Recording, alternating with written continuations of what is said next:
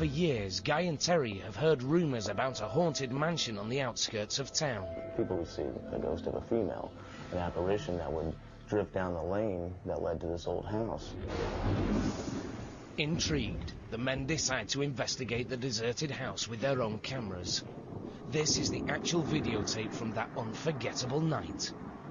Storms going, lightning crashing. Lightning like I've never seen. It was like dripping plastic out of the sky. Really strange. And in the clump of trees there was this big two-story old brick mansion, abandoned, kind of dilapidated looking. Unaware of what awaits them, Guy and Terry go inside. Everything throwing shadows through the house, so it was pretty eerie. And basically, we took a series of pictures all through the house, the upstairs, downstairs, stairwells. Terry claims that he then ventured back outside to take more photos. I took a series of 3 pictures of an upstairs window. And after I took that series of pictures, I went around to the back of the home, and I took a picture of a doorway. Still in the house, Guy continues his investigation. But suddenly, he feels that he is no longer alone. I felt this presence come over me, and the smell was like sulfur and roses. Real strong smell. You hear that? Heartbeat? Bump, bump, bump, bump. And this heartbeat was in my head, but it wasn't my own heartbeat. I really felt like I was dying. This feeling of anxiety was just overwhelming. And I was afraid I wasn't going to make it out of there. Guy and Terry run from the house, afraid to stop until they reach the safety of their van. But this ghost story is far from over. When Terry develops the film from his still camera, he's shocked by what he sees. 3 consecutive pictures of what appears to be a woman glowing in a pink light, floating in the second-story window. Another pink shape is captured at the back door. Pretty much, it blew me away, I have to say. I've never seen anything like that on film.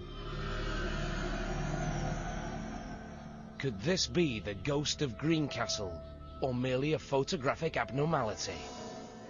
To find out, Guy and Terry showed the pictures to their friend, photo expert Mick Orman.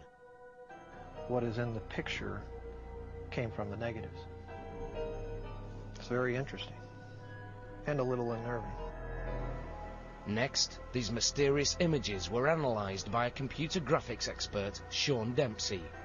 It's during Sean's high-tech examination that the photograph reveals another startling secret. And then I tried something called bas relief, which basically takes the light and dark parts of the picture and emphasizes them. And I got the creepiest thing from this one photo. Her face, and I don't know how else to describe it, but that to me just looks like a skull. I've got to be honest, it's either a real photo of a ghost or it was done with a photographic technique that I don't know about. With experts at a loss for answers, Guy and Terry have their own theory. They now believe they've photographed a real ghost. But if it's true, then whose spirit is it? Guy believes that the Pink Lady is a woman who lived and died here in the early 20th century. Her name? Irene O'Hare, the same name that they found scratched onto one of the bedroom walls. Guy and Terry make more trips to the mansion, but the ghost of Greencastle does not reappear. However, the men capture 2 other images that are just as difficult to explain. The first is this photograph of what appears to be a woman in a flowing gown. Due to her intense colour, she is known as the Gold Ghost. The second strange event occurs while Guy takes pictures of the mansion. Suddenly, 3 cloud-like shapes fly by. Is this merely fog or some type of mist? If so, it would need a strong breeze to travel this fast. But Guy's clothes and hair never move, indicating that no wind is blowing. Unfortunately, these and other questions may never be answered, because the mansion was destroyed to make way for this cornfield. But the memories of the Greencastle mansion live on with Guy and Terry, who may have done the unthinkable. Captured images of visitors from the other side. What awakened me was a smell, a very distinctive smell.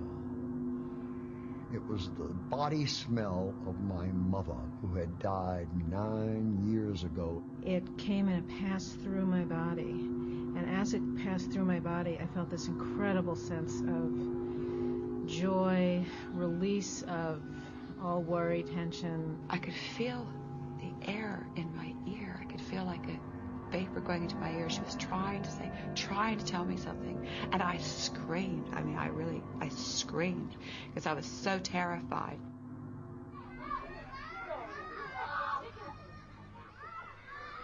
On the island of Hawaii lives a 5-year-old girl who seems to have a ghostly guardian. Her name, Carissa. Since she was 4 months old, her family believes that she has been surrounded by a mysterious presence. She kept looking behind my left shoulder, and she kept giggling. Then I just put her down on the floor. I laid her down on a quilt and took 3 photos of her. And when I had it developed, the pictures came back and there were these 2 ribbon-looking like objects, and she was looking down at it.